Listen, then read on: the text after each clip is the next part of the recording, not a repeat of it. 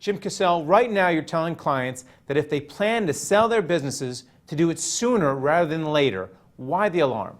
I think right now people are starting to see that interest rates are going to go up. And when interest rates start to move up, multiples are going to go down.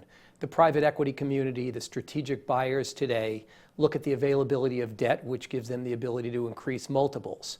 By interest rates going up, the amount of debt will start to go down, and therefore they will not be able to get the same leverage. As a result, I think you'll see the amount of deals start to go down. And as a result of that, people may miss an opportunity or a window that's available today. And you're a middle market investment banker down in Miami. So how is it affecting you right now? You know, we are in Miami and we do spend our life in the middle market. Right now what we're seeing is more people looking at whether now is in fact the time. And people need a reason to sell their business. So today the reason may be that they're not going to get a better price in the next 5 years, so let's go now. Can you talk about pricing right now? Talk about valuations, because a lot of the private equity players, the banks, they're flush with cash. They can make the deal if they want to. They can make the deal today, you're absolutely correct, and they will. We're seeing deals that are getting done with multiples that start with a 1, over 10. Every private equity firm that I talk to that buys a deal over 10 as a result of an auction sort of cringes because they know it really better work out perfectly as they modeled because there's no room for error. Having said that, today, other deals, smaller deals, maybe less attractive deals, can be at multiples of 3 and 4. So there's a big divide between quality deals, that flight to quality, and what I would call marginal deals. Big difference in terms of multiples today. Are some sectors better than others, or are people just ponying up for whatever business? No, I think some sectors certainly are better than others. Healthcare has been very frothy. Technology has been frothy. Real estate, obviously in South Florida as well as around the country, has been frothy. Other areas, people are a little more concerned. Today, of course, energy is an area that has concern, as does minings and metals.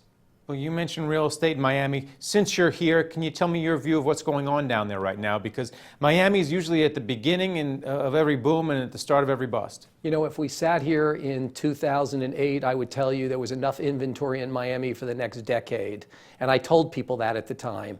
It was all gone in 3 years. Today, the extinct bird, the tower crane, which had gone away, is back in full gear. It's migrated back to Florida. They're building all over the place. They're building in Miami Beach. They're building in Miami, up to Fort Lauderdale, Palm Beach. There's a lot going on. The market is strong. So should that scare people? Because right now we're seeing a little bit of weakness in the consumer, at least with spending from some of the retailers up here. So you shouldn't be scared about the same thing happening in Miami once again?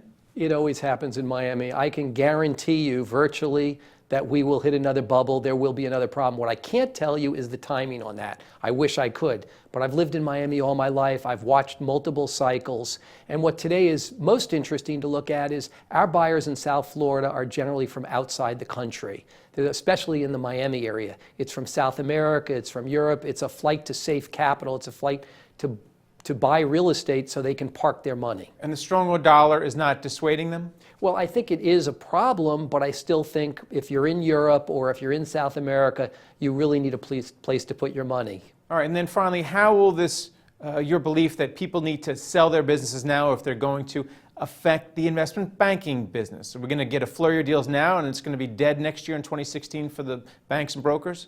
Well, I think if someone decided to sell their business today, the bankers would be great next year. It's a year or two later than that there will be a pivotal and change period until the distressed business comes back. As the economy at some point, again, I can almost guarantee you we're going to have a recession. What I can't tell you is when. So I know when that happens, then the distressed stuff comes back. All right, thanks, Jim Cassel. Thank you very much. Thank you for watching The Street.